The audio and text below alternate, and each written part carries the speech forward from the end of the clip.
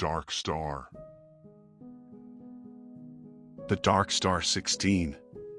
Michael, Nancy and Johnny made their way into the cavernous control center that featured a massive computer screen on the far wall and rows of smaller computer terminals.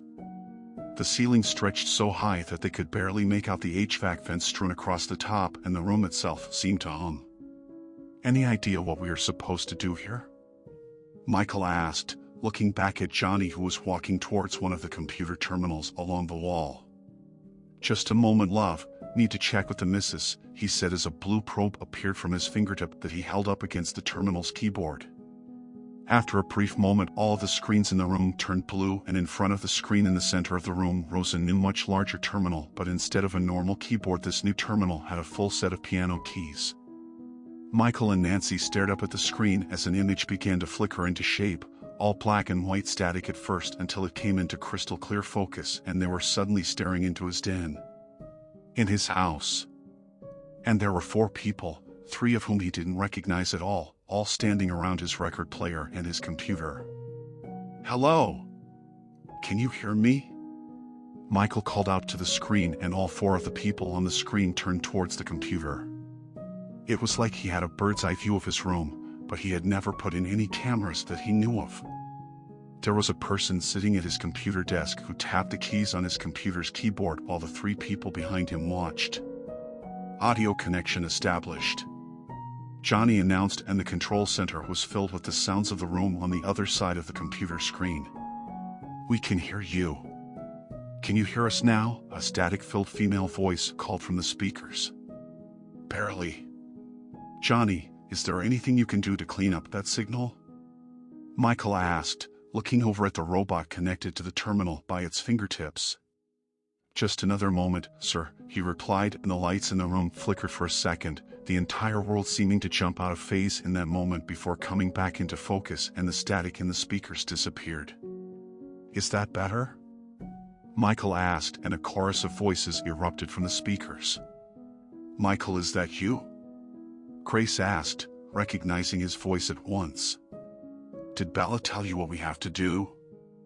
"I thought I heard something in the static about a lullaby," Maya said, staring at the computer screen on the desk. It was a video feed of some kind of control center like the one in the game, except this one was real.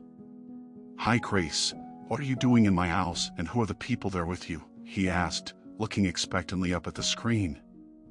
"I would dare say we do not have time for the pleasantries. We do have some worlds to save in case you've forgotten," Johnny said from across the room, his eyes flickering at dark crimson for a fraction of a second. "David is trying to gain control of," he said before his heavy robotic form slumped over the console, unmoving and lifeless except for the tiniest flicker of crimson deep within his eyes. Nancy raced across the room to the piano keys of the center console and looked over the keyboard. She hadn't played in years. Ages, really. But once she had been a sparkling young piano prodigy whose fingers danced across the keys. "Girl who asked about Belladonna. What is your name?" she asked, looking up at the screen above her, seeing the young girl standing off to the side by the record player. "That's me. I'm Maya." Bella said the code was in the record Michael had bought. "But I'm not sure which song to play or what to do with it." "Look at the back of the record case. Is there a song that seems like a child's song? Like a lullaby?"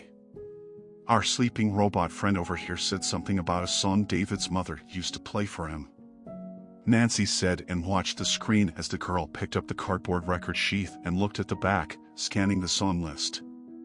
"There is a song called Lullaby of the Leaves," Maya said hesitantly. "Johnny said something about looking in the leaves. Remember? Maya, play that song," Michael called out as he walked across the room and stood behind Nancy at the piano. Maya looked at the record player on the table. She had never used one before growing up in the age of digital downloads. She had only even seen a compact disc a few times in her life and had certainly never owned a CD player, never mind a record player. She lifted up the clear plastic top and studied the slick vinyl circle that sat on the record player's platter. There were grooves in the record, and as she looked closer she could see small gaps in the grooves. Those must be the breaks in between the songs, she thought, and looked at the track list.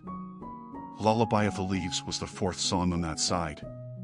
She carefully lifted up the small metal arm and the player came to life, almost like the rotoscope Kimmy had shown her at the Miyazaki Museum what seemed like a lifetime ago. She counted out the 4 gaps and carefully placed the needle arm on the gap just before the 4th set of grooves. She held her breath as the music began. The music began slowly at first, a small burst of piano with the sound of the crowd in the background and the drummer catching the beat, before Dorothy's fingers exploded on the keyboard. Like a butterfly in a storm, she attacked the song and Nancy stared down at the console's oversized keyboard. She closed her eyes and listened, really listened to the melody, and she began to notice a pattern. A series of notes. She looked down at the keyboard and played the first note, and the key turned green and the chamber echoed with the sound of the note matching the note coming from the speakers of the giant display. That seemed like it worked, Nancy said, and pressed the next note on the keyboard, and again the key turned green and a pleasant matching sound came from the sound system, harmonizing with the record playing on the old player. "Keep going," Michael said as he glanced up at the countdown timer clicking away silently on the screen above. There were only 15 seconds left to go. Nancy focused on the sound of the record, listening to each scratch, each imperfection, and visualizing the song in her mind. Her pattern was clear. She quickly tapped the keyboard in front of her and the keys were a flurry of green and the chamber echoed with the two sounds blending together to make a new sound whose waves vibrate the massive screen above, before it shattered into a billion tiny pieces. What was left was a small golden disc sitting in a glass casing. "Great work, everyone." Michael took that disc and inserted it into one of the consoles, Belladonna said, her voice echoing from the speakers in the walls. "Now that I have all the keys unlocked, I can begin the data transfer. Maya, James and Elijah, I need you to end your VR session now. Once the data transfer is complete, we can head home. Michael and Nancy, you will feel some time dilation. You may want to take a nap."